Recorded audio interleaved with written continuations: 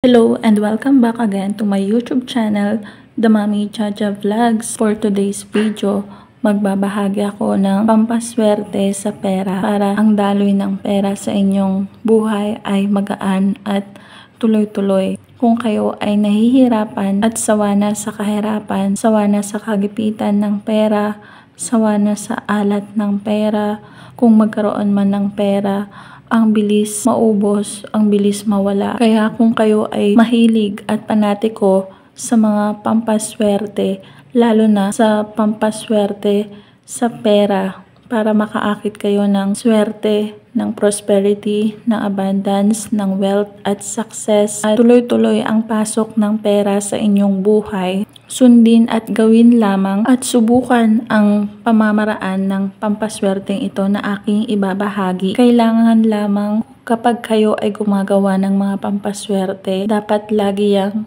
sinasamahan ng 100% na paniniwala, maging positibo, alisin ang mga galit at sama ng loob, iwaksi ang mga negatibo mong naiisip para ang ma-attract mo ay mga positibo, mga nais mong mangyari sa buhay mo na magkaroon ka ng maraming pera. Ang paggawa ng pampaswerteng ito ay dapat sa first quarter moon. Mangangailangan lamang tayo dito ng isang jar o container na may takip at lalagyan ito ng tubig. Huwag masyadong punuin. At saka mangangailangan tayo dito ng 3 pirasong silver coins o mga piso para mas lalo itong mag-attract ng kasama pa nitong pera. At mangangailangan din tayo dito ng 1 kutsarang bigas. Alam naman natin na ang bigas ay simbolo ng kasaganahan at kapag ginamit ito na pampaswerte ay mas lalong magmumultiply ang pera na iyong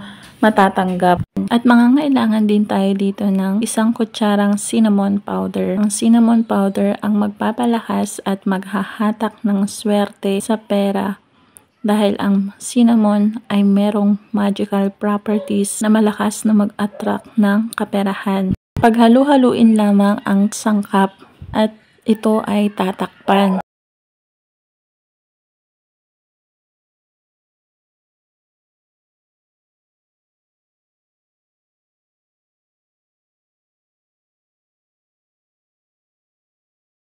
At ibilad ito sa sinag ng buwan buong gabi. At pagkatapos ay kukunin ang pampaswerteng ito at ilalagay sa ilalim ng inyong kama sa loob ng 3 araw. At pagkatapos, itapon ang mga sangkap at kunin ang barya. Pwede mo itong gawing pampaswerte, itago ito at pwede mo din itong gastusin na pambili ng pagkain. Gawin ang pamamaraan na ito para kayo ay swertehin sa pera. Ang daloy ng kaperahan sa inyo ay tuloy-tuloy at magaan. At magugulat kayo na bigla na lang magkakaroon ng opportunities para kayo ay magkaroon ng pera. Bigla na lang magsusulputan ang mga oportunidad na magkaroon kayo ng pera. Kaya kung kayo ay naniniwala sa mga pamamaraan ng pampaswerteng ito, ay wag na kayong magpatumpik-tumpik pa na gawin at sundin at subukan ang mga ganitong pampaswerte para magkaroon kayo ng swerte at magkaroon ng pagbabago ang inyong pamumuhay. At pakakatandaan na ang mga ganitong pamamaraan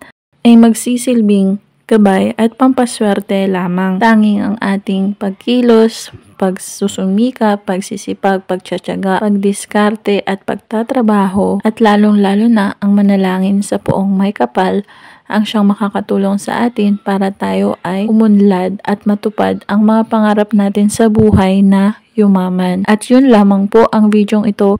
Kung nagustuhan ang video ito, mag-like at mag-subscribe na para maging updated sa mga next video na i-upload tungkol sa mga pampaswerteng bagay-bagay.